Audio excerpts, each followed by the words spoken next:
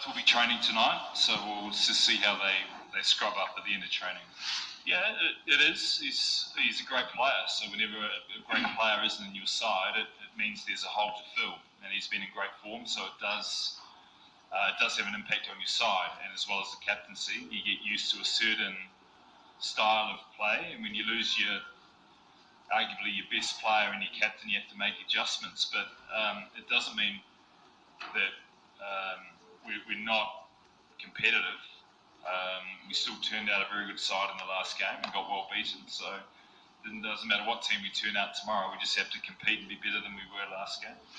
Yeah, it's a very fine line between where you sit on the table in this competition, and I've always said it doesn't matter where the teams are on the table. Each game has its own set of challenges, and when you're playing a team that's got Coley, De Villiers, Stoinis, Stain, etc., Mo and Ali, you're always in for a tough fight.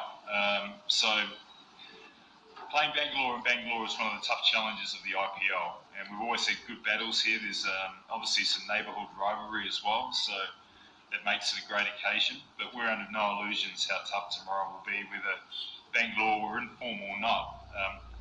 The games can change. Momentum is thrown around too quickly or too much in this competition because from one day to the next, teams can be difficult or have a bad day. So we've just got to try and create some pressure on their key players and for us be better than we were last game. We went away from what we'd done well and we got taught a lesson. So it was timely and hopefully we respond well. I think if anything, he's been a little bit more conservative with his options. At times, he's been guilty of hunting wickets, which means he bowls a different style. But this year, he's been very consistent and he's been very clear around what he wants to do plan-wise. And he has been our chief wicket taker, so we want him to still be very positive. But the way in which he's done it within the camp pleases us a lot. So his discipline and ability to deliver what we want has been outstanding. Just had a quick look there. It's obviously overcast and a little bit damp around, so you need to wait 24 hours. It's going to change a lot in nature, but I think it'll be a good track and possibly a high-scoring game, which is what we expect. So pressure on bowlers, but also batters as well. But we must read it tomorrow and make our assessment tomorrow quickly and be clear about how we want to play. You can't assume it's going to be 200 plays 200 because you make mistakes. So it'll be very much when we turn up tomorrow, then once the first ball's bowled, we'll click into gear. So experience and continuity are two key words that come through for us. We like to give players an extended run because we think the way form is measured in T20 is a lot different to other forms. So a lot of analysis is done with the longer form in mind, whereas we tend to look at the short form quite separately. And we tend to give guys more chances because we're asking them to play a higher risk type of game.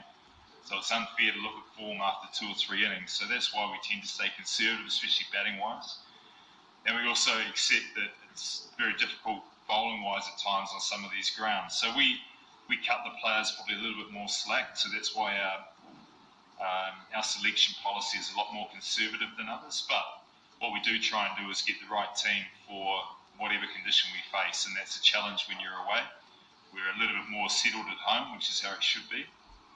But when we travel away, we just have to work hard on making sure we get the right balance between, in particular, seam bowlers and spin. Spin is a key weapon for us, but we have got seam bowlers that can do the job. So that's in a simplistic form the way we look at selecting sides and our squad. So pretty conservative with a big emphasis on cohesion.